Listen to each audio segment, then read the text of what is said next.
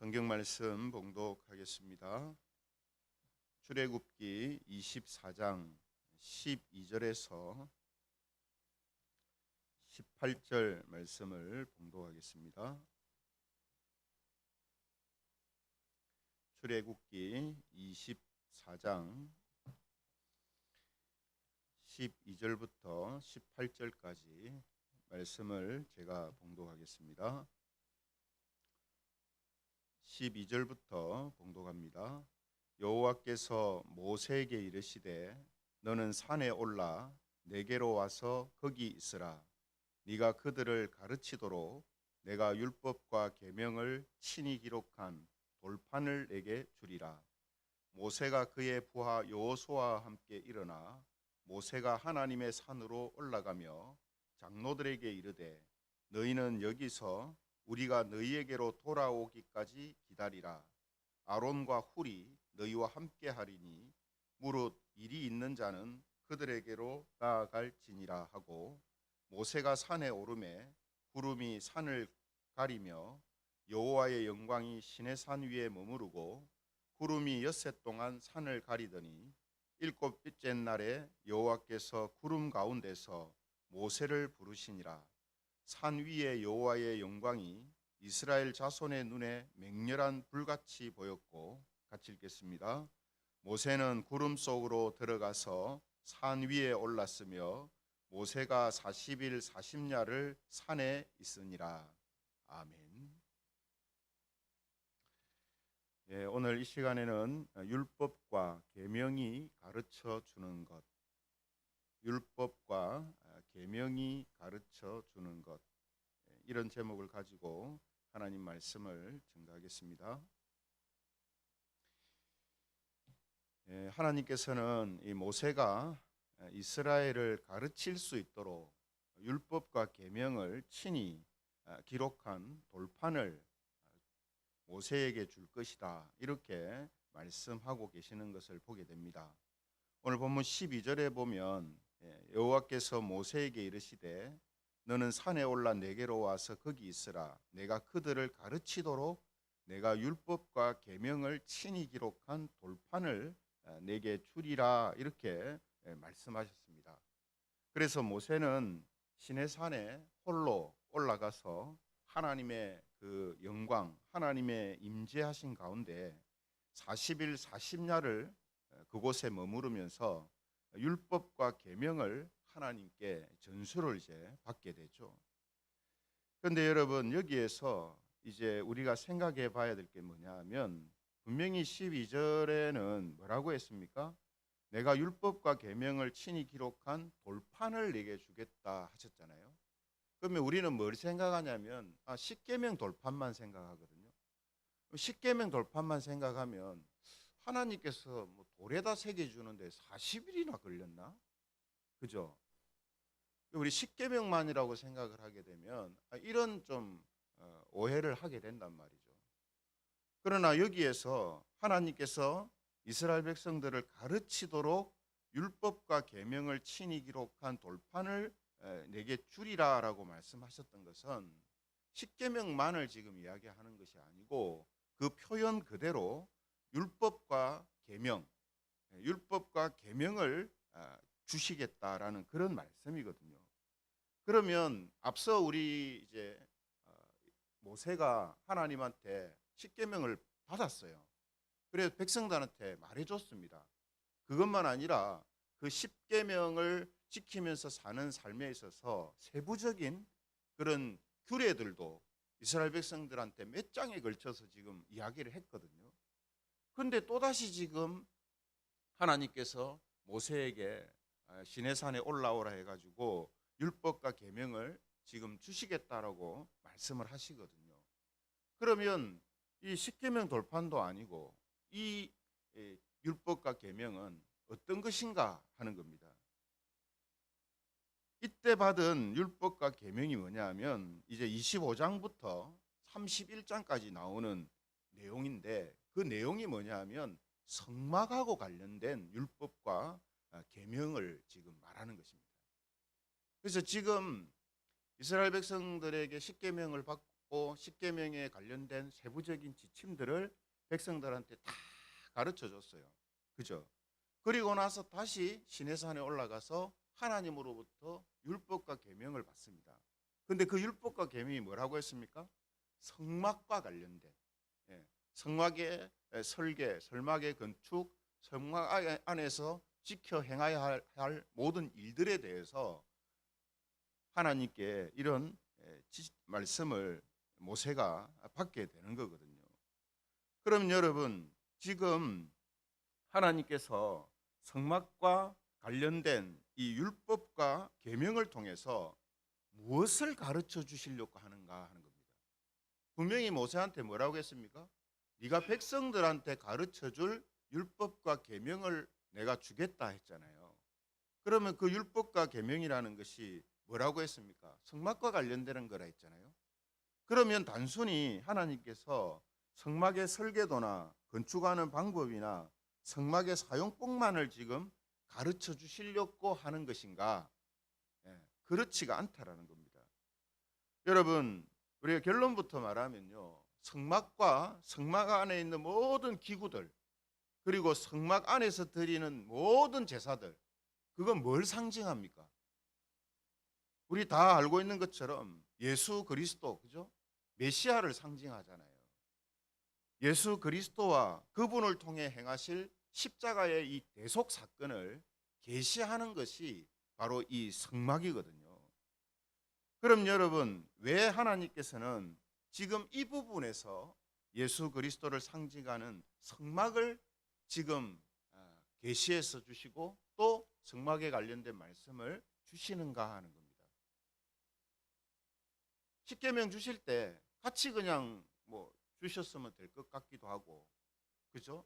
또 너무 양이 많다, 그 내용이 너무 많다 치면 또 이 성막이 중요한 것이라면 성막에 대해서 먼저 말씀하셔도 되는데, 왜 지금 이 시점에서 하나님이 성막에 대한 이런 말씀을 주시는가 하는 겁니다.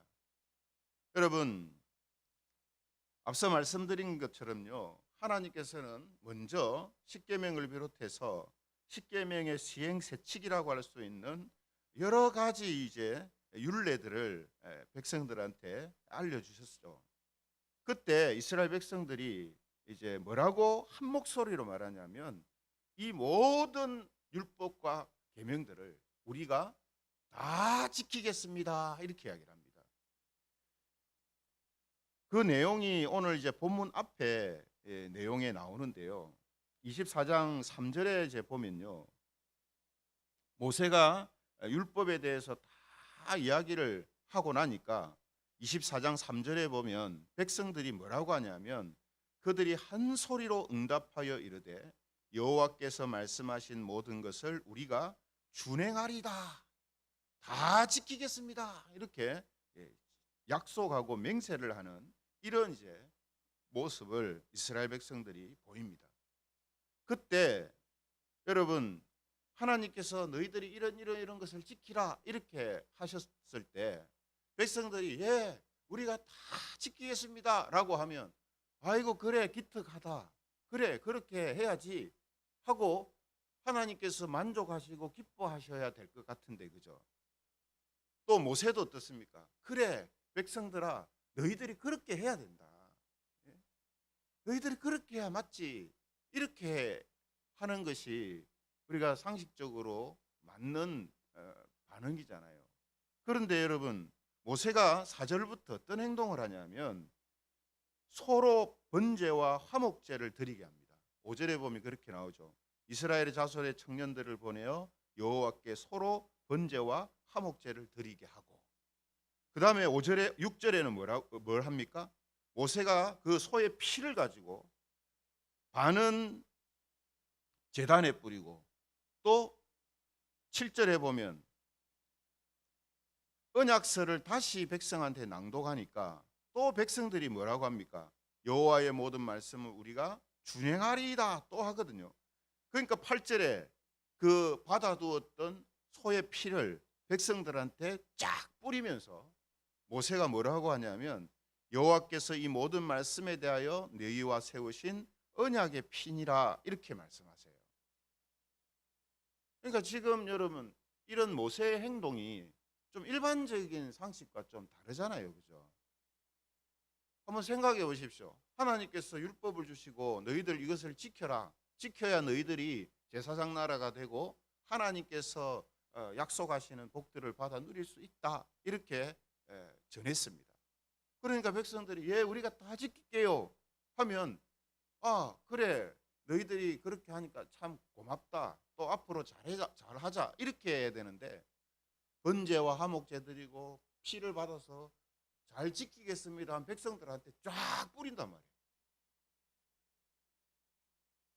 왜 여러분 이런 행동을 지금 모세가 하고 있는가 하는 겁니다.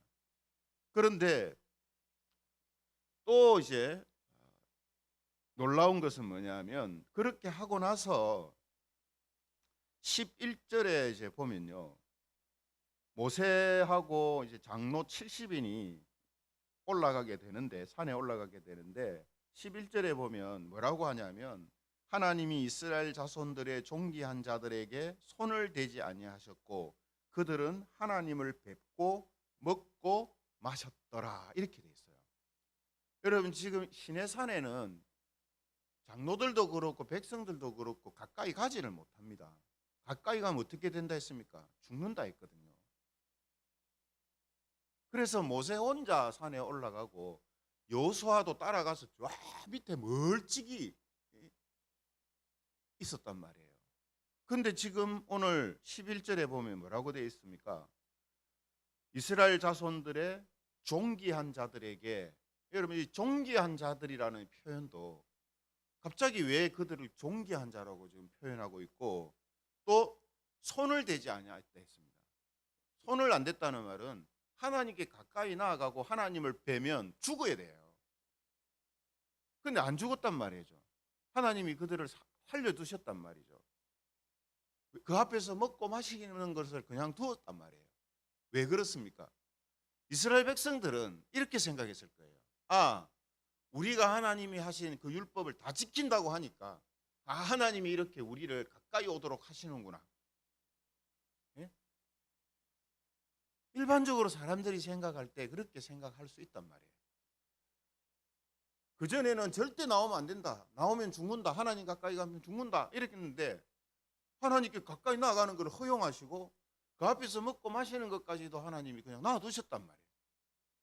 그러니 당연히 어떻게 생각하겠습니까? 아, 우리가 모든 율법을 다 지키겠습니다 하고 순종적인 자세를 취하니까 하나님께서 아 그래 가까이 나오도록 그렇게 하시는구나 이렇게 생각하기가 쉽다는 거예요.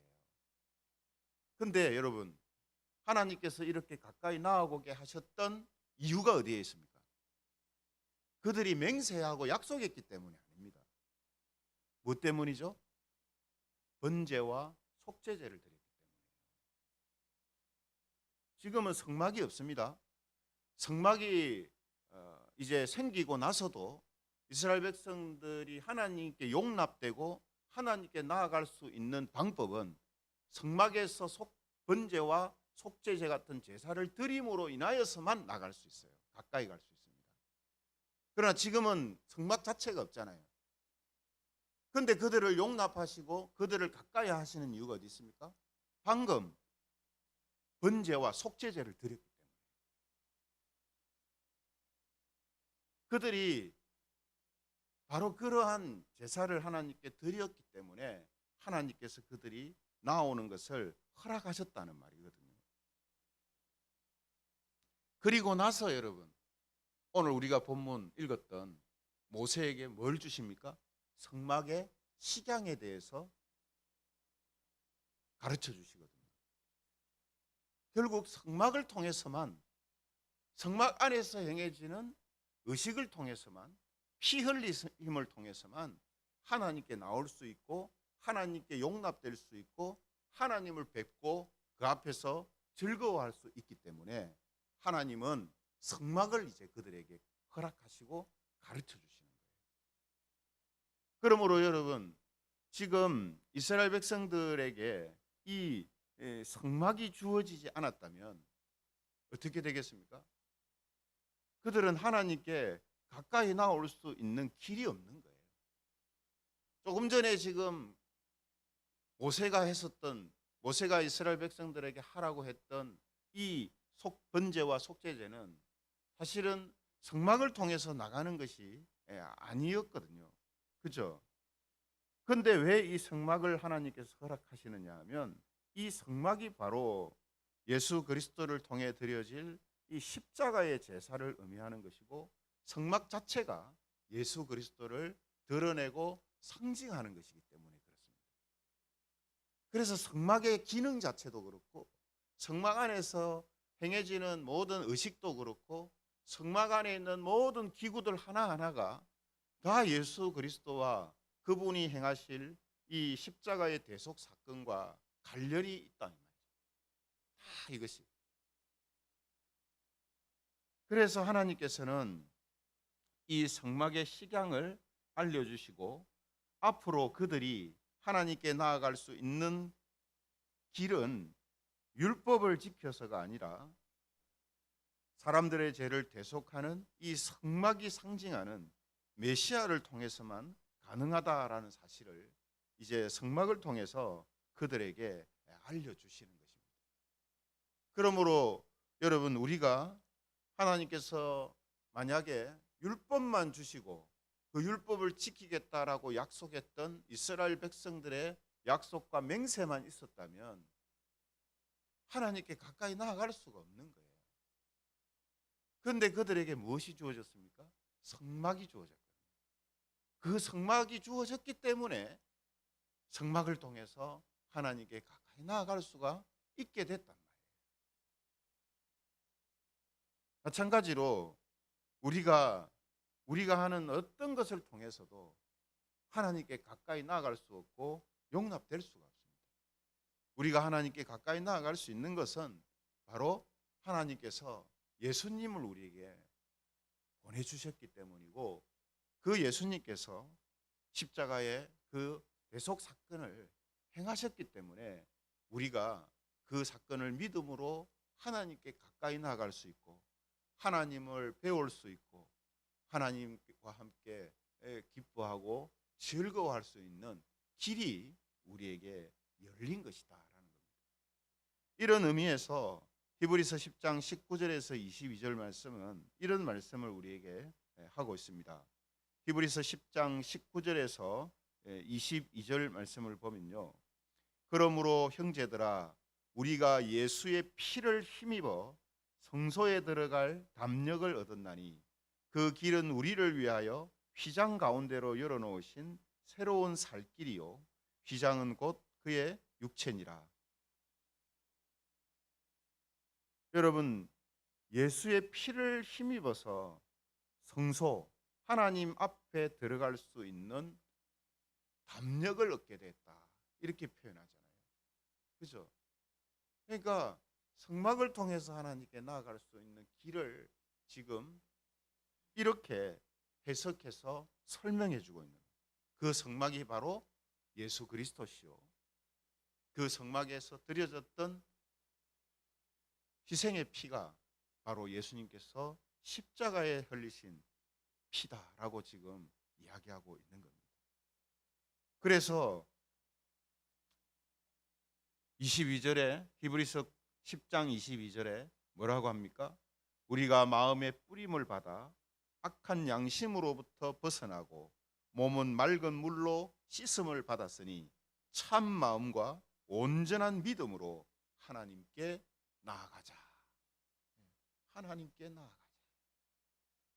성막을 통해서 하나님께서 이스라엘 백성들한테 한시적으로 허락하셨던 그 일이 예수 그리스도를 통하여서 완전하게 그들에게 열리게 되었다라는 것을 지금 말씀하시는 겁니다. 그래서 우리에게 뭐라고 합니까? 그 예수님의 그 보혈을 의지하고 하나님께 나아가자라고 지금 우리에게 권하는 것이죠.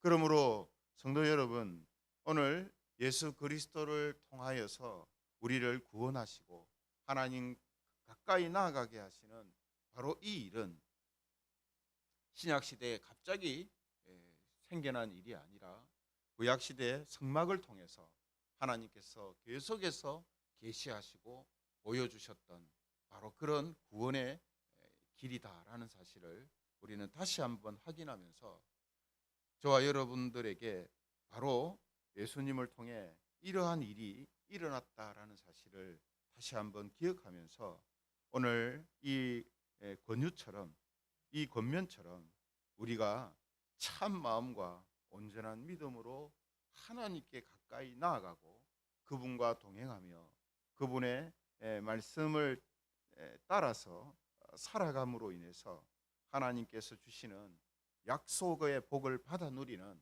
그런 삶이 되기를 바랍니다.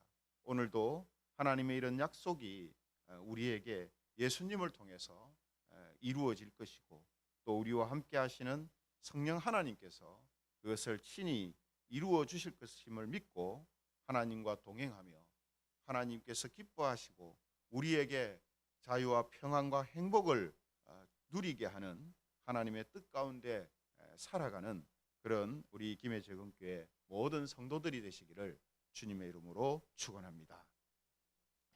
말씀을 생각하시면서